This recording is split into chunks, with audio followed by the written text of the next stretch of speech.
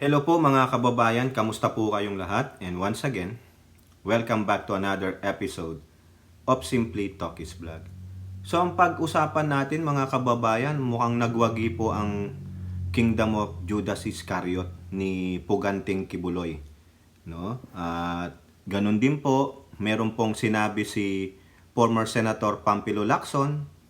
Ganun din po ang Pangulo, may sinabi sa nangyayari dyan sa Kingdom of Judas Iscariot ni wanted na Kibuloy. At meron pong isang senador o dalawa sila na merong pakiusap po sa ating Pangulo. Okay?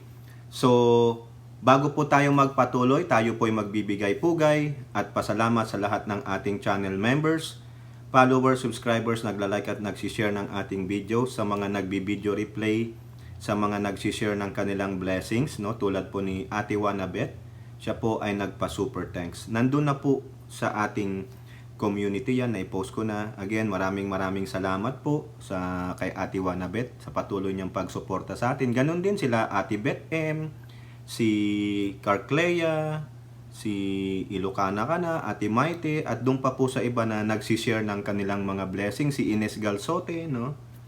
No, at ganon sa mga members natin, salamat yung mga hindi pa po nag-give up.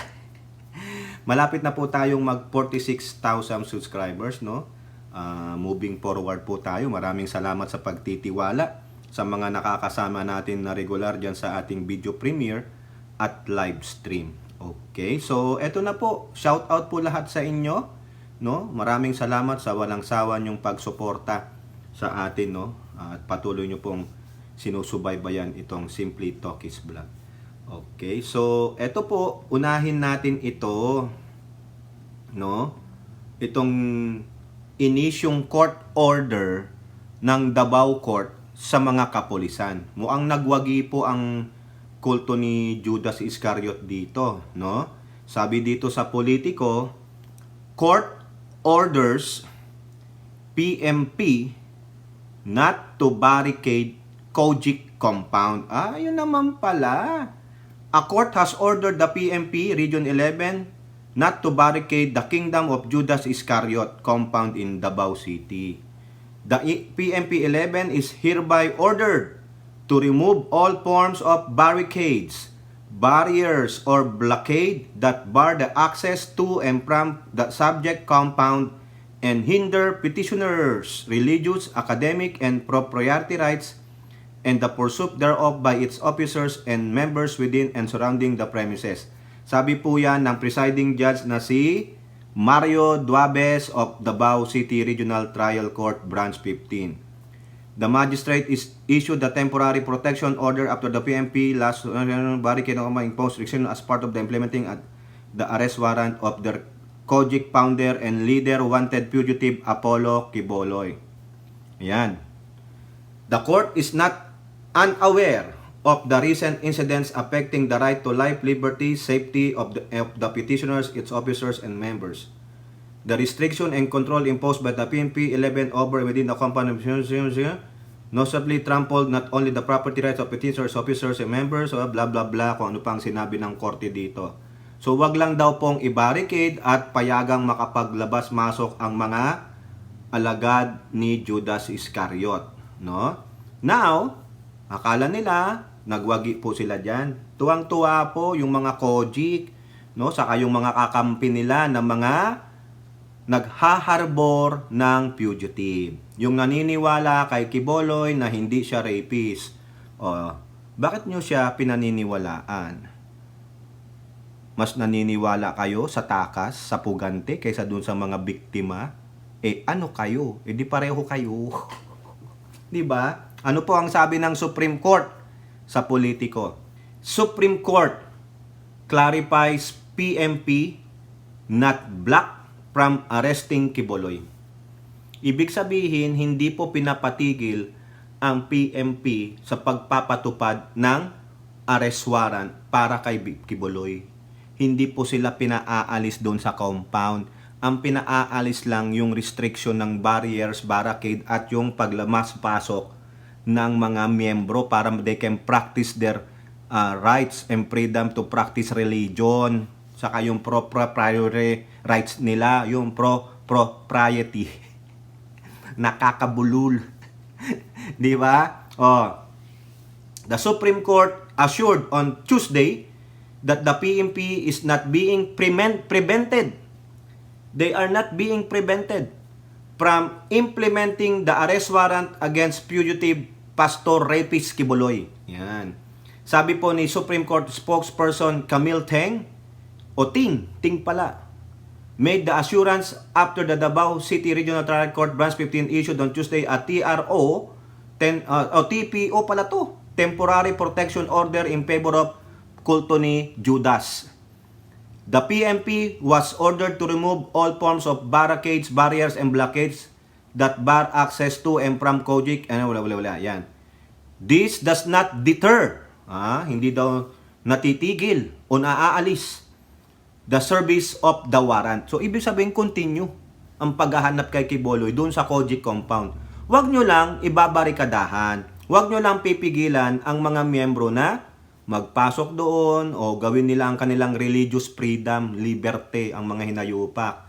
O di ba? Yun lang po ang paglilinaw ng Supreme Court. Hindi sila sinasabihang itigil nyo na yung operasyon. Hindi po. Yung barricades lang, saka yung access ng mga members para po sa kanilang pursuit of liberty and freedom o whatever have you. Okay? So yan po mga kababayan, ang bilis natin, no? Mabilis lang tayo dito. However, eto na mga kababayan. Sabi ko na eto pong dating former senator, pareho kami ng ini-echo nito Nahuli lang siya. Ako sa previous vlog ko sinabi ko na to No?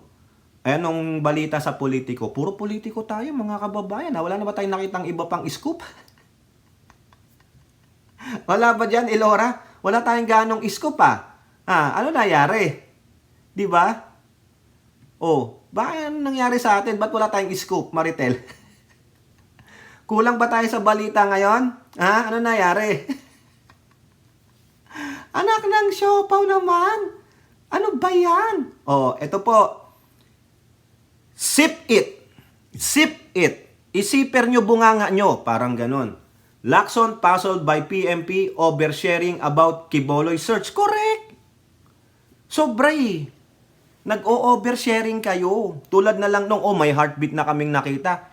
Malay nyo nga, heartbeat nga ng Bieber yun. Sobra kayong magbigay ng info. Kaya yung mga kakampi ni Kibuloy, malay nyo, may dala silang mga satellite phone dyan. Kasi underneath the ground Underneath the ground. Sabi nga, di ba, 30 meters o gaano ilang feet yun. Di nga, Hattori, si Hattori, 30 feet o 30 meters. 98 foot. Laki nun, ang taas. Ang taas nun, 90 foot. So, ibig sabihin, ganun kalalim ang bunker ni Kibuloy na ano nyo yung tugudug. Baka sobrang bilis ng puso ni Kibuloy, baka may ginagawa. Baka nasa ilalim na nga ng lupa, nag-iindahit pa. May kasama daw magagandang babae, ikaw ba naman? Di ba? Sabi nga ni Robin, basta hindi nagpi-PMS at hindi may sakit, okay yun, indahit. Ay, nako. Amirin nyo, approximately 98 feet. Ang lalim nun. Ano ang taas ng second story building? Miyu. How many feet is second story building? Yan, second floor. 8 to 9 feet. 8 to 9 feet. Ibig sabihin yan, kung 9 feet times 10, almost 11 floor. 11 floor. Doon Ay, grabe naman. Lalim naman yan. Totoo ba yun? Baka naman hindi ganyan. Ang lalim yan. Sabi dito, a range of 8 to 9 feet per floor. Aray ko. Ay, hindi ko. Totoo ba yun? Ano ba yun? Kaya tuloy, nagagalit si Lacson sa kadaldalan nitong mga pulis Sabi niya, zip it! Pwede ba? Tahiin yung mga bunganga nyo. Pwede wag kayong mag-oversharing. Kasi, sa kaka-share nyo, kaka-press con, kada buka nyo ng bibig, nagkakaroon ng information, na ipipeedback na yan kay Kibuloy. Uy, Kibuloy, naramdaman na yung heartbeat mo. Ang bilis daw. Ano ba ginagawa mo? Nag-iindahit ka ba? Ang init na nga dyan eh. Gusto mo pang malalong masunog? Sabagay, feeling ni Kibuloy, demonyo siya, di ba? Hindi, huwag kayo mag-alala. May dala akong aircon. May portable aircon pala si Gago. O, di ba? O, ano sabi ni Lacson? Ha? Keep it on the down low. Ayan. As much possible, no comment na lang muna. Gayahin nyo si Butangerong Pusit. Di ba? Gayahin nyo siya. Kaysa naman, daldal ka ng daldal dyan. Tulad ni Marvel, tulad ni Torre, daldal ng daldal. Zip it! Come on, dude. Zip it! Ha? Keep it on the low down. Ayan sabi ni Lacson. Ha? Lacson, a former police chief, made the advice after being baffled at why the PMP keep disclosing details about the progress of the hunt for Kibuloy. Correct! Diba? As a former law enforcer, it is beyond my comprehension why the PMP keeps announcing to the public the progress of their search for Kibuloy. Parang si Abalos lang yan. Kada magpapapreskon. Kada kibot niya. Mapunta lang siya sa kaliwa, preskon. Mapunta sa kanan, preskon. Walang itinago eh. Kaya kayo eh.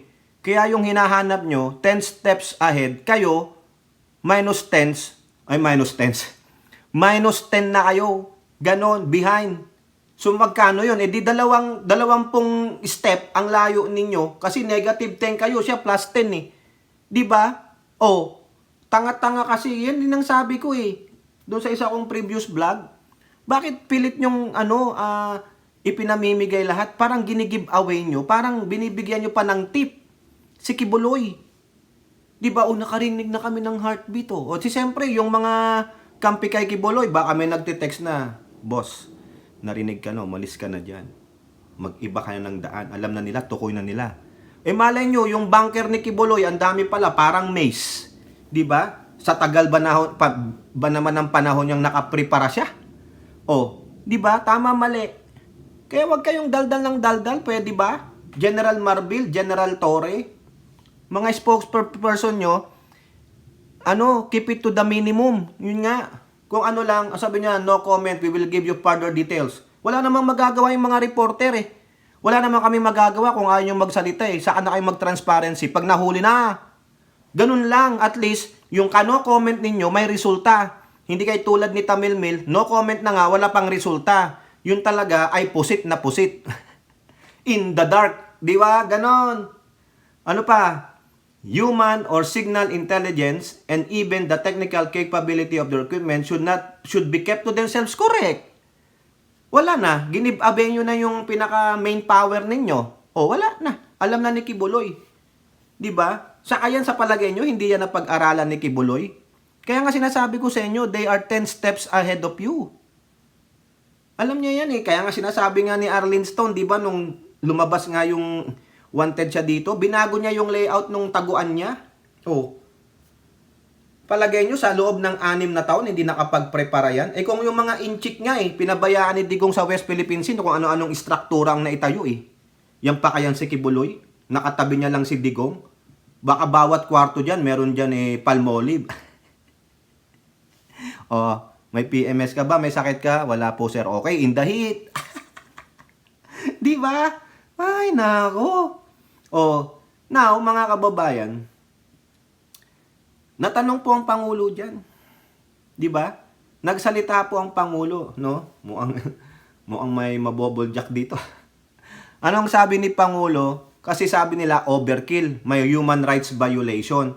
Tanga-tanga pala tong mga to no? I think sa isa kong vlog o yung darating na vlog natin about the human rights violation. Hindi. Na-vlog na natin. Yung isang Human Rights Watch group, si Mr. Conde. Wala pa naman silang reklamo. Hindi pa nila nirereklamo. Ang request lang nila sa mga pulis is yung maximum tolerance. Pero so far, walang human rights violation sa mga miyembro ng COGIC. Ang mga COGIC ang nagbabiolate ng human rights ng mga pulis. Pinakita ko yan sa inyo kahapon. Tinakpan lang natin yung mukha kasi dugo-dugo po yun eh. Sinasaktan nila at may video evidence na sila nagsasakitan tong mga COGIC member tapos ibiblame sa pulis. Baka nga yung tear gas sa kanila ring galing yon tapos ibiblame sa pulis.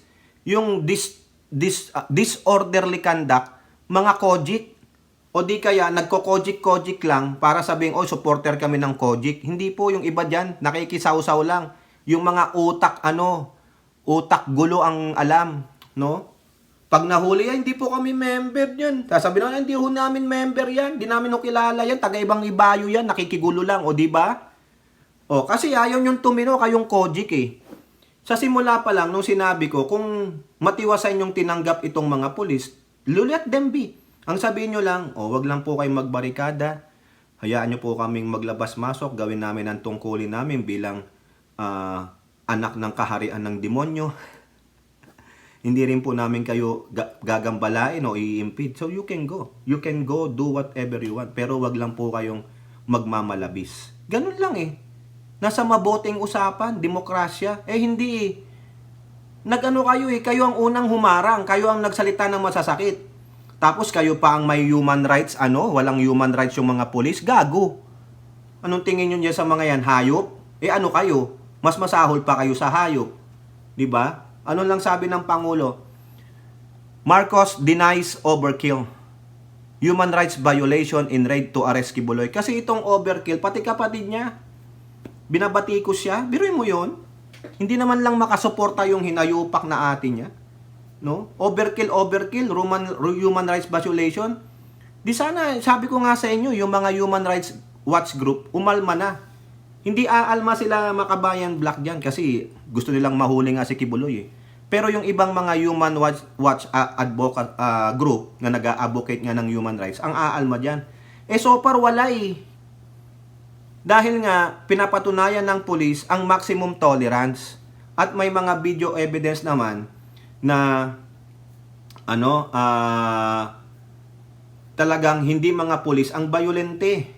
'Di ba? Nakita nyo din. Nakita ko po dun sa video ni Boss Mike Abe na nagbabato sila ng mga upuang plastic saka yung isa nga nagsusunog daw ng gulong, hinarangan yung 200, hindi makadaan ng mga motorista. 'Di ba? Ito sabi ni PBBM PBBM has denied accusations of overkill and human rights violation by the PNP in their ongoing raid on the compound of Kingdom of Judas. Ayan. Sabi dito, Marcos Jr. defended police operations in Davao City, saying that the number of police deployed at the religious group's compound was justified considering the size of the area. Correct. Yan din po yung sabi ni spokesperson ng police, si Colonel Jim Fajardo. Kinakailangan po yun, justify po yung pagpapadala ng libo-libo doon kasi hindi po natin alam ang maaring gawin ng mga miyembro ng COGIC. O di ba, ikaw nagpadala ka lang ng 20, ilan yung nakatira dun sa compound? Kung may libo sila, overpowered kayo, overrun kayo. Ano yan ang nangyari? Baka hindi na nga kayo makalabas dun ng buhay eh. Ililibing na lang kayo eh. Sasabihin lang, wala po, hindi po gumagana yung CCTV. Ganun lang. Tapos very powerful pa ang COGIC dyan sa Davao City. Wala magsasalita dyan. Kumbaga, I see no evil, I hear no evil. Ganun po yun. Wala akong nakita. Wala akong nadinig. Wala akong ganyan. Tahimik ako. Di ba? Ibig sabihin, pag ganyan kayo, may tinatago kayo. Ano pong sabi ng Pangulo? I don't think so. Anyway, the reason we did this was so that we could maintain the peace. The only way to maintain the peace is to make sure that the area is safe and is secure. And considering that this is a 30-hectare compound, kailangan mo talaga ng maraming tao. Hindi mo pwedeng gawin ito ng isang dosenang pulis. Correct. Tama po ako. Diba? Nandito ako sa Pangulo. Hindi na bali yung mga lumalaban o nagre-recess o nang haharang. Hindi na bali muna yan. Para lang yung pag-inspection ng 30 hectares, kailangan mo na kaagad ng maraming tao. Diba? Hay, grabe. I think what they are talking about, political na yan. Hindi na totoo yan. You can go to any human rights advocates. There's nothing that we did. Oh, correct. Di ba? Kasi ang sabi dito ni Sarah that saying the abuse of police power, and gross abuse of police power. O, yun ang sabi ng Pangulo, political, hindi na po yan, hindi ganun. Hindi kami gumamit ng tear gas, walang baril kahit isa, wala kaming ginawang ganun.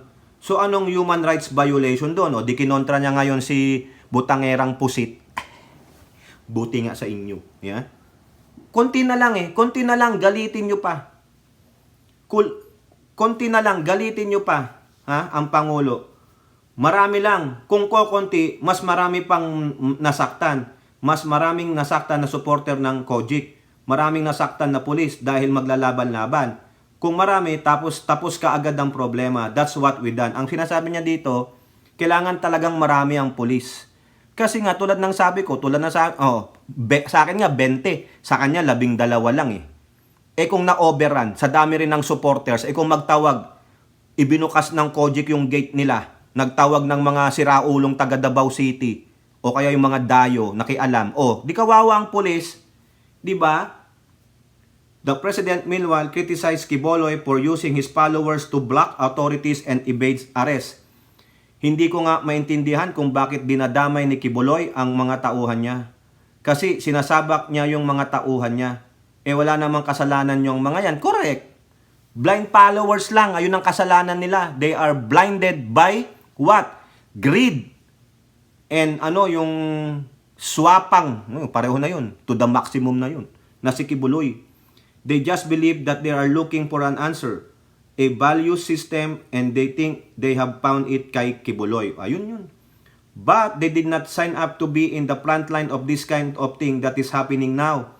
That they will protect him from arrest, even when he has cases filed him not only here in the Philippines but also in the United States.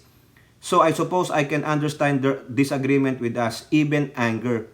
But what all the police are doing is enforcing the warrant of arrest against Apollo Quiboloy.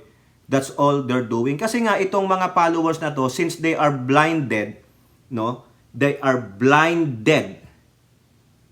Hindi sila maniniwala dyan. Ang tingin nila kay Quiboloy is appointed son of God. Kasi nga sa dami ng tulong na ginawa ni Quiboloy, na yung tulong naman ay galing sa paghihirap ng mga iba nilang membro. Pero hindi nila nakikita yung mga masamang gawain ni Quiboloy kasi natatabunan ng sinasabi nilang mga pagtulong ni Quiboloy. Pero sa pagkakataong ito, kayong mga membro dyan, magising kayo. Kung walang kasalanan, yang poon ninyong si Quiboloy, yang bulaang propeta na anak ni Satanas, bakit siya nagtatago? Bakit hinahayaan niya mga anak ninyo o kayo matatanda, may namatay na nga matanda na nagbantay ng 4 na araw na hindi nakatulog, tapos isisi sa pulis? Hinahayaan niyang humarang sa mga otoridad. Ano kayo? Buti nga hindi kayo pinapaputukan mga gunggong pala kayo Eto pa, ang latest mga kababayan. Sabi dito sa ABS-CBN ulit, PNP begins drilling at alleged bunker inside COJIC compound. Sabi nung lawyer. Sinong lawyer ito? Mga kababayan, baka yung lawyer ng COJIC. Oo nga, yan ang sabi nila. Sabi nung lawyer ng COJIC na si Torion. The PNP believes that Quiboloy and some of his companions are hiding inside an underground bunker at his sprawling Davao City property. Ayan. Ang sabi ni Torion, si Torion, members of the PNP started drilling at around 4 a.m. Tuesday near the cathedral inside the property. Torion said the COJIC does not have a representative there to witness what is happening inside the compound. Yan ang hirap kasi sa mga to Feeling nila above the law talaga sila Walang pakialam ang mga pulis. Kumbaga ang pulis lang sa kanila, tau-tauhan lang nila, sunod-sunuran nila. Sa totoo lang mga kababayan, pag dito yan, walang pwedeng civilian dyan. Paalisin lahat yan. Magiging pag-aari na ng state yan or federal government because they are looking for a very dangerous rapist, fugitive Quiboloy. Ayan. Pero doon sa atin kasi walang power ang pulis Puro na lang, kakasuhan ko kayo! Kakasuhan ko kayo! Di magkaso ka. Pero paalisin mo sila. Kasi they are impeding your investigation. Meaning they are aiding and abetting the wanted criminal, di ba? Wala daw representante. So, pakialam mo, magdemanda ka, di ba? Sabi pa niya, wala akong alam na may bunker diyan. May underground diyan, pero hanggang basement lang, wala akong nakitang bunker. Oh, kung may underground, may basement, oh, malay mo, kinumbert sa bunker, gago. Huling-huli, bobo. Naturingang lawyer, hindi alam ang pinagsasabi, mga kababayan. 'Di ba? O ito, last article natin, mabilis lang tayo, mga kababayan. No? 'Di ba? 'Yun ang maganda, mabilis. Para naman hindi tayo mapagod. Damatans na to, tayo matmita. Damatans na. 'Di ba? O, kaya pasensya na kung mapapabilis tayo. Ganun po talaga, no? Nakakapagod din. 'Di ba? O kayo, niniwala ba kayo na walang bunker doon?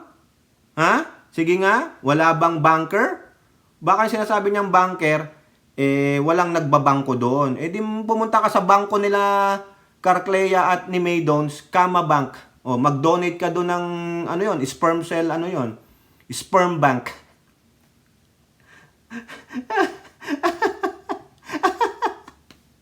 O, di ba? O, ito, dalawang article pa pala. O, nasabihin lang natin yung pahayag ni Abalos dito. Ha? Tungkol diyan sa sa court order na 'yan, ha? O, ito lang, paglilinaw lang ni DILG Secretary Abalos. Okay? Ito po, mga kababayan. Cops continue searching for Quiboloy at Kojic compound. Abalos says court order did not direct police to remove. Tama tayo sa sinasabi natin kanina. Kasi itong si Abalos, lawyer din ito. Kaya ito sabi niya, what the order stated is to remove all forms of barricades, barriers, or blockade that bar the access to and from the subject compound and hinder petitioners' religious and academic property rights and the pursuit thereof by its officers and members within the surrounding premises. But it did not specify or say that the police must stop the operation. This will continue and I guarantee that this operation to find Pastor Quiboloy will continue. O, ayan. The court order was interpreted by Kojic members to mean that policeman must leave the compound. Oh, yun pa kasi yung interpretation ng kanilang lawyer. Hindi sinasabi yung totoo. May napanood po akong video. Ginagago sila nung lawyer nilang si Torion. Oh, anong sabi ni Abalos? Oy, Torion, dibatihin mo si Abalos. Hindi ka nga nakaporma sa kanya nung hearing ni Bato eh. Akala mo tutulungan ka ni Bato? Nek-nek mo. Sabi niya, wala daw yun doon. Wala daw doon sa pinag-uusapan kasi binabasa ni Secretary Abalos yung sinalaysay ng isang biktima ni Quiboloy kung paano siya hinalay ni Quiboloy ng paulit-ulit. Ayaw madinig ng mga Kojic. Sabi ni Torion, wala po yan sa natin. It's my time. Mag-antay ka ng time mo. Tawang-tawa ako eh. Barado siya eh. Sige nga. Ulitin natin. But it did not specifically say that the police must stop the operation. Tama tayo sa sinasabi natin kanina. This will continue and I guarantee that this operation to find Pastor Quiboloy will continue. Tapos sabi daw, but for Abalos, the court order is clear that what should be removed are the barricades and not the police forces who are continuously searching for Quiboloy. Walang ganon. Oy, Kojic, akala nyo, nagbunyi na kayo As far as I'm concerned, that is my interpretation that the PNP is hereby ordered to remove all forms of barricades, barriers, or blockades. Wala po nag-uutos na korte sa mga pulis na umalis sa loob ng Kojic. I-stop na ang paghahanap kay Quiboloy. I-stop kung anong meron operation sa loob ng Kojic. Kundi alisin yung mga barriers, barricades, or blockade. Yun lang. Kung naglagay dyan ng checkpoint, tanggalin. Di ba? Kung naglagay dyan ng harang, tanggalin para makalabag masok ang mga kulto ng Judas. What I can say is that there is a good development. I am sorry but I cannot specify what the police are doing but the goal is near. Tama to. At least nag-restrain na siya. Siguro nakinig siya kay Lacson na sip it. Don't give away your aces. Di ba? Sabi nga ni Winston Casio ng PAOK, No, I cannot give our aces yet. Tama, para hindi ma-preempt. Hindi magkaroon ng advance movement yung gusto mong imbestigahan o hulihin. Kaya tama lang to. Sip it, keep it on the low, on the down low. O ganun. 'Di ba? Ay, nako. Ayan, for how long? Eh di forever, hanggang di nakikita si Kibuloy. 'Di ba? O basta yun ang sagot mo, for how long? Forever in my heart. Kaya nga ngayon mga kababayan, alam nyo, may kanta tayo kay Kibuloy. Oo. May kanta tayo kay Kibuloy. Di ba sabi nila, kung totoo man, nasa bunker, nasa ilalim. O ngayon, itong mga Kojic, no, saka si Kibuloy, ang gusto nilang kantahin ngayon, Living on a Prayer. By Bon Jovi. Sabi niya, Living on a prayer, take my hand. Ano yan? I swear we gonna, ano yan? Nakalimutan ko, basta. Kayo na kumanta. Basta, living in a prayer, yung chorus, kantahin nyo. Ha? I'll swear, lalabas din tayo dito. O, di ba? Tama, mali. Elora, tama ba yon yung team song natin kaya, no? O, living on a prayer pala. Ayan, living on a prayer. O, tingnan nyo, asan ba lyrics dito? Nasaan ba yung chorus dito? Ito, sabi niya. Yeah, wow, we're halfway there. Oy, we're halfway there pala. Pare, living on a prayer, take my hand, we'll make it, I'll swear. O, di ba? Pareho pala sila. Team song ni Torre at si Kibuloy. They're living in a prayer.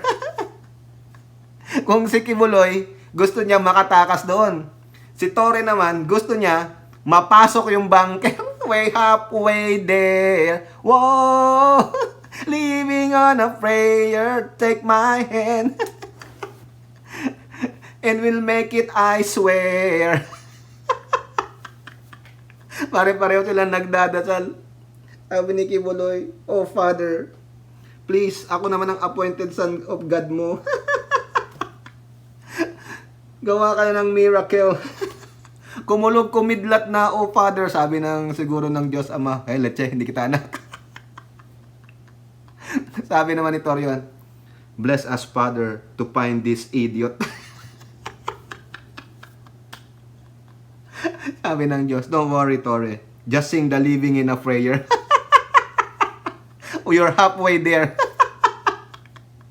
You're halfway there. Oh, living on a prayer. Aray ko. Ano ba yan, Elora? Ang gulo dito. Si Elora, ang gulo-gulo eh. No? Ba't ang gulo-gulo mo? Para kang ulmot. Ito, last article natin. Totoo na to. Sinegway lang natin yung living in a prayer. Siguro katakot-takot ang dasal na ginagawa ni Kibuloy. Parang yung dasal ni Jesus Christ doon sa Garden of Gethsemane, his last night, na umiyak siya ng dugo, ganon. Tapos sabi niya sa Diyos Ama, Father, let this cup pass by me, but your will be done, not mine. Baka ganon din ang mga prayer ni Kibuloy. Pinagpapawisan na siya ng malamig. Ay hindi, mainit pala. Eto na po. Yung dalawang senador, may pakiusap sa Pangulo. Kung si Torion, sabi niya, si Torre, Torion ako ng Torion eh. Si Torre, sabi niya, may nadinig kaming 8 heartbeat. Sa ilalim ng lupa. Sabi naman dito ni De La Rosa at Go, ano po sila? Parang yung Roxette na band. Sino nakaabot ng Roxette? Ano ba yung kanta ng Roxette? It Must Have Been Love. Yung bang awit na, lay a whisper on my pillow, leave the winter on the ground, I wake up lonely. O diba, RN Tusen? It must have been love. Ay, si Elora pala. Tinsong pala ni Elora yan. Carclea. Tinsong ni Elora yan. Oo, tanong nyo pa kay Ilora. It must have been love, but it's over now. It must have been good, but I lost it somehow. Diba? Parang isang linggong pag-ibig lang. Sabi ni Bato at Go sa presidente, listen to their heartbeat. Ayun pala yun. Listen to your heart when it's calling for you.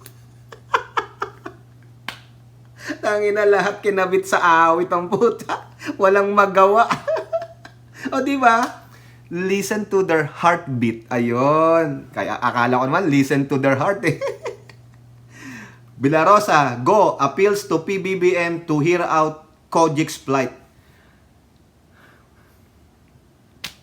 Hindi ko maintindihan, mga kababayan.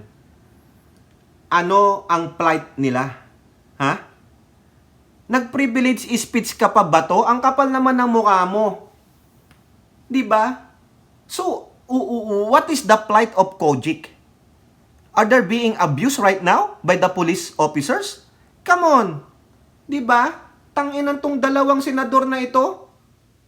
Sabi dito, 2 senators have expressed their belief that things are getting out of hand in the implementation of arrest warrant of KOJC Pastor Kibuloy, De La Rosa and Go, who both hail from Davao City, aired their concerns in the manner of serving the one of... Wala kayong pakialam na dalawang senador. Hindi nyo mandatong pumunta dyan. Maski na taga dyan pa kayo, huwag kayong makialam sa trabaho ng pulis, mga putang ina ninyo. Wala akong pakialam kung senador kayo. Wala kayong pakialam dyan. Ikaw ba to? Alam mo yan, dati kang police chief. Ibig sabihin, bias na bias ka. Diba? Huwag kang makialam dyan. Walang pakialam dyan sa iyong Pangulo. Senador ka ng bayan, hindi ka senador lang ng Davao, hindi ka lang senador ni Kibuloy, hindi ka senador ng mga Duterte. Senador ka ng sambayanang Pilipino. Kaya kami nagsasabi sa iyo, wala kayong pakialam dyan ng isang inchik na senador. Leche. Diba? Tapos may paapila-apila ka pa? Di ba? Isa kang dating police chief. Tang ina talaga ito, bobo. Paano ka nakapasa ng PMA? Tang ina talaga. Ha? Kayo nga, ano sa palagay nyo, dapat ba makialam dyan si Bato? Si Aimee Marcos? Mga senador kayo ng bayan. Ang trabahuhin nyo ay gumawa kayo ng bill. Di ba? Hindi yung makikialam kayo dyan. Kumbaga, binibigyan nyo pa ng pagkakataon itong mga Kojik na lumakas ang loob na lumaban sa mga kapulisan kasi nandyan ang presensya nyo na ang presensya nyo ay para sa kanila. Hindi ganon. Gago pala tong mga to eh. Diba? May apela ka pa? Sabi niya to President Bongbong Marcos, I am reaching out to you in all humility. I saw not only as recognized citizen and a resident of Davao City, I speak also as someone who deeply believes in your commitment to this nation. Nang uuto ka pa. Unang-una, wala kayo dapat dyan. Tang ina. Yan ang senador ninyo. Dapat nandun kayo sa batasang pambansa. Nag-iisip ng mga batas. Hindi yan. Nakikialam kayo eh. Sausawero kayo. Mga hayop itong mga to. Ay, nako. Grabe ito. Sus mio. Ewan ko mga kababayan, ayaw ka nang basahin itong mga pinagsasabi niya, pero nakikialam po sila. Diba? Bayaan nyo, trabahuhin ng mga pulis. Yan. Dati kang PNP chief, ibig sabihin, ikaw yung naging isang pulpol, napaka-pulpol na PNP chief. Putang ina mo. Wala talaga kayong masahan dito. Hindi na to makaulit. Pati sigo, wag nyo nang ibalik yan, yung mga hayop na yan. Diba? Ito sabi niya, and yet, while your PNP ha, tingnan mo naman. Para namang hindi PNP chief ito, dati, is focused on the underground heartbeat which they suspect belongs to the heart of Pastor. I urge you, dear President of this nation, to listen also to a different sort of heartbeat. The heartbeat of thousands of Filipinos in the midst of this cacophony of sounds. It is our hope that the voices and hearts of Filipinos will not be the... O ano ngayon gusto mong paabutin? Wala namang ginagawang masama ang pulis sa Kojik member ah. Hindi naman inapi ang mga Kojik members. Manawagan ka kay Kibuloy. Huwag sa Pangulong Marcos. Manawagan ka sa COGIC members na huwag maging bayolente. Di ba? Mali ang panawagan mo, Bato. Sa palagay mo, makikinig sa'yo ang presidente? Papanig sa'yo ang presidente? Papanig ang presidente sa COGIC na siyang nag-aid and abetting a wanted fugitive? Bakit hindi sila sabay-sabay na manawagan na lumabas na lang si Quiboloy? Kung yung mga administrator alam nila kung nasaan si Quiboloy, imposibleng wala ni isa sa kanila ang nakakaalam kung nasaan si Quiboloy. That's baloney. Kaya wag mo kaming gaguhin, Bato. Wala kaming pakialam sa panawagan mo. Ang panawagan namin ay, Quiboloy, lumabas ka na. Itigil mo na ang katangahan mo. Itigil mo na ang pagiging subversibo mo. Dahil naaapektuhan na ang mga miyembro mo ng kulto.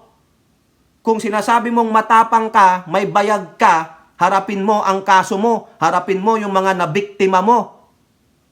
Di ba? Hindi. Ikaw ba to kitang-kita? No?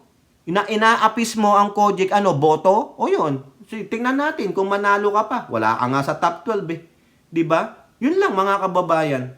Nakakabanas. Ang ganda-ganda ng awit ko dito, Ilora. Yung pala pakikiusapan na, itigil na. Kasi nahuli na yung heartbeat eh. Kasi gago rin tong pulis eh. Tarantado rin tong si Marbil sa Kasitore eh. Pag mga ganon, itago nyo na lang. O tingnan nyo, kitang-kita nung nilabas nyo yung 8 heartbeat, nakikiusap na sila. Kasi sukul na eh. Nakikiusap na sila, lumabas na kayo dito, wag na yan, tuloy. Kasi sukul na eh. Nasukul na. Di ba? Kasi kagagawan nyo rin kayong mga salita ng salita. Daldal ng daldal sa media. Makakati ang dila ninyo. Pinakain yata kayo ng pokengkeng ng baboy. Mamaya nakain nyo yung pokengkeng ni Roque. Yari na. Talagang madaldal kayo. Talakito kayo. Diba? Nakakaasar. Ganda-ganda ng awit ko. Listen to your heart nga. Bigla pala. Iba pala yun. O kayo po. Ano pong inyong masasabi? Comment down below. And don't forget to like and share. Hope to see you in the next videos. Bye-bye. God bless.